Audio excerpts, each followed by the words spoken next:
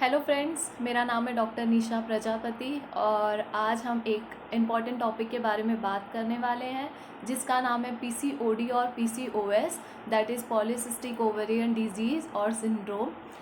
Before I start the homeopathic medicine about this or talk about some information about this, I would like to tell you that don't take any homeopathic medicine without homeopathic doctor. Before taking any treatment, just consult your homeopathic doctor and then take. Okay, so what is the PCOD? PCOD PCOS क्या होता है friends? Females में oestrogen hormones बहुत important role होता है. उनको एक female, एक फेमिनिन बॉडी के लिए, एक हार्मोन के लिए, वो जो मेल से डिफ्रेंशिएट करते हैं.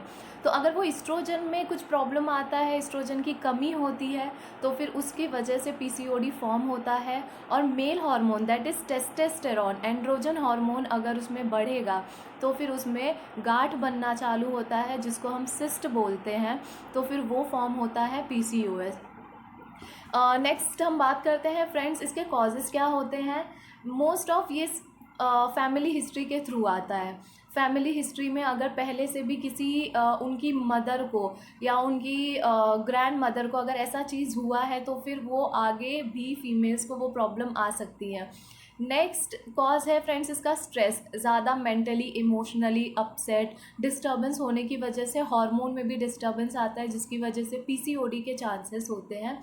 नेक्स्ट है इंसुलिन रेजिस्टेंस. फ्रेंड्स, डायबिटिक 1 और 2 ये भी बहुत इंपॉर्टेंट रोल प्ले करता है पीसीओडी में. लाइफस्टाइल बहुत इंपॉर्टेंट है. जंक फूड खाने की वजह से न्यूट्रिशन जो प्रॉपर्टीज़ रहती है अगर वो हमारे बॉडी में नहीं हो तो फिर उसमें भी हमें पीसीओडी के चांसेस रहते हैं.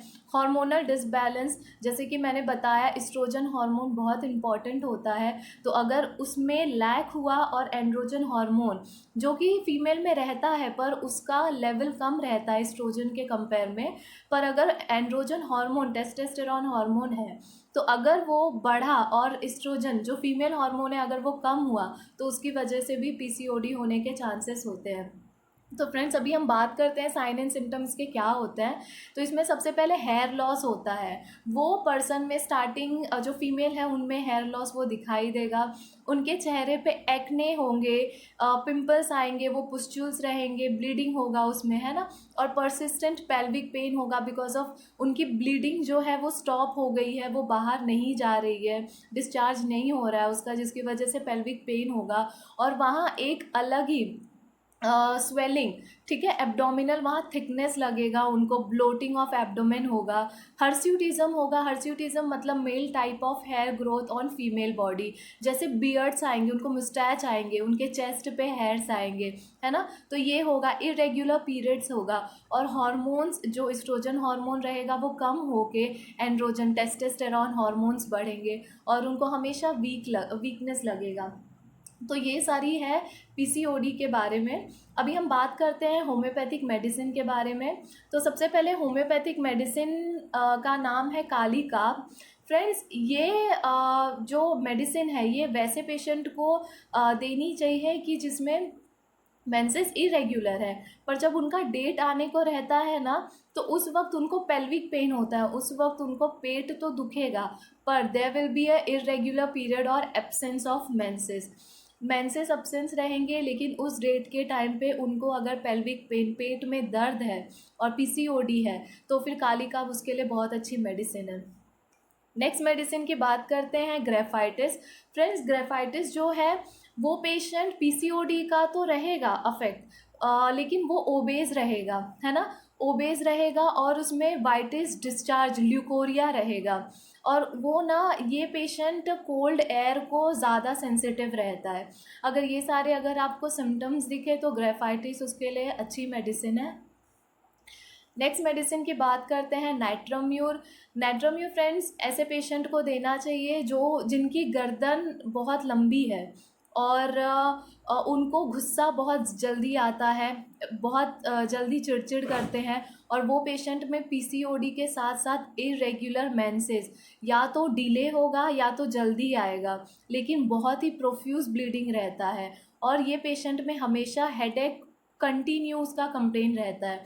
और ये पेशेंट बहुत ही जल्दी चिढ़ते हैं, उनको बहुत ही जल्दी गुस्सा आता है, इनको सिंपैथी नहीं चाहिए रहती है, ये हमेशा अलग रहना, अकेले रहना पसंद करते हैं। तो अगर ऐसे पेशेंट हैं और उनको पीसीओडी है तो natrum you is a very good remedy for this. Next medicine की बात करते हैं एल्यूमिना। तो फ्रेंड्स एल्यूमिना में क्या रहता है, ल्यूकोरिया रहता है। ल्यूकोरिया मतलब वाइट डिस्चार्ज उनको होता है, और वाइट डिस्चार्ज होगा पर उनको पीरियड्स नहीं आएंगे, इरेगुलर मेंसेस रहेगा, पर इसके साथ साथ उनको ओबेसिटी रहता है। और ओबेसिटी होने के साथ साथ उनके जो स्किन रहता है ना वो बहुत ड्राई रहती है, क्रैक रहता है, और ये जल्दी ही कोल्ड एयर को ना बहुत सेंसिटिव रहते हैं, इनको जल्दी ठंडी लग जाती है, सर्दी हो जाती है अगर एटमॉस्फेयर चेंज हुआ तो एल्यूमिना उसके लिए बहुत अच्छी मेडिसिन है। नेक्स्ट मेडिसिन है कल्केरिया काप।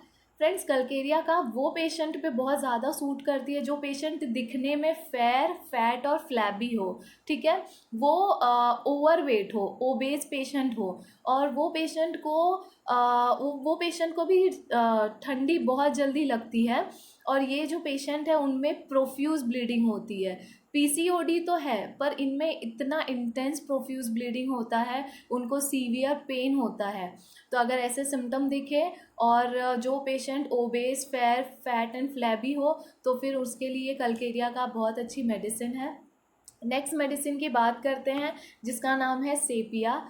फ्रेंड सेपिया वो पेशेंट में इम्पॉर्टेंट है जो पेशेंट दिखने में लिन थिन है, हाँ, और इसमें हमेशा स्कैंटी फ्लो रहेगा, शॉर्ट ड्यूरेशन रहेगा, पर जितना भी फ्लो रहेगा अगर वो या तो स्कैंटी रहेगा और या तो प्रोफ्यूज ब्लीडिंग रहेगा, पर फॉर अ शॉर्ट ड्यूरेशन। और ये पेशेंट उसके साथ साथ ये पेशेंट इंडिफरेंस में जाता है, पीरियड्स के टाइम, पीसीओडी के टाइम इंडिफरेंस में जाता है, मतलब उनको किसी से लेना देना नहीं रहता है, indifference toward family member, toward husband, है ना, तो उनको किसी से कोई फ़र्क नहीं पड़ता, उनको अकेला रहना पसंद है, वीपिंग डिस्पोजिशन रहेगा, वो हर बात में उनको रोना आ जाता है। तो अगर ऐसी सेपिया दिखी तो फिर उसके लिए ये मेडिसिन बहुत अच्छी है। नेक्स्ट मेडिसिन की बात करते हैं पल्सेटिला। फ्रेंड्स पल्सेटिला ऐसी मेडिसिन ऐसी पेशेंट को देनी चाहिए जो पेशेंट यंग गर्ल्स है, मोस्टली जिनको अभी अभी मेनार्क स्टार्ट हुआ है, जो अभी अभी 14, 15 या 16 एज में एंटर किए हैं, जिनमें प्यूबर्टी अभी स्टार्ट हुआ है। तो फिर बिफोर प्यूबर्टी और ड्यूरिंग प्यूबर्टी में अगर पहले ही ईयर में, है ना, अगर फर्स्ट या सेकेंड मंथ में ही अगर उनको पीसीओडी दिखे, उसके बाद से अगर उनकी तकलीफ़ें चालू हुई तो पल्सेटिला उनके लिए बहुत अच्छी मेडिसिन है। पल्सेटिला कभी भी कंप्लेन करेगी, हमेशा उनको शिकायतें रहती है, वो रोते रोते कंप्लेन करेंगी, उनको बाहर घूमना बहुत पसंद है एज़ कम्पेयर टू घर में रहना, उनको कोई अगर सिंपैथी दे या कंसोल करे तो उनको बहुत अच्छा लगता है। तो अगर ऐसे पेशेंट दिखे और उनको पीसीओडी है तो फिर ये साइन एंड सिम्टम हम मैच करके उनको दे सकते हैं, पर होम्योपैथिक एक फिजिशियन के कंसल्ट के अंदर। आप इसको, ये सारे सिम्टम्स को मैच करके खुद से मत लीजिए, होम्योपैथिक मेडिसिन एक अलग अलग सिम्टम पे दी जाती है। और अगर हम डाइट और प्रिवेंशन की बात करें फ्रेंड्स, जंक फूड खाना बंद कीजिए, और बहुत सारे एक्सरसाइजेस है, बहुत सारे योगा है जो कि पीसीओडी के लिए बहुत अच्छे हैं। इफ़ अगर डाइट का कुछ प्रॉब्लम है तो फिर उसको मेंटेन कीजिए, इंसुलिन का है तो फिर इंसुलिन रेजिस्टेंस जो पिल्स आते हैं, जो इंजेक्शंस आते हैं, वो हमें लेना चाहिए और मेंटेन रखना चाहिए। सो आपको अगर ये वीडियो पसंद आई फ्रेंड्स तो आप इसे लाइक कीजिए, शेयर कीजिए और सब्सक्राइब कीजिए, और कोई भी मेडिसिन के बारे में क्वेरी है तो आप इसे कमेंट कर सकते हैं। Thank you.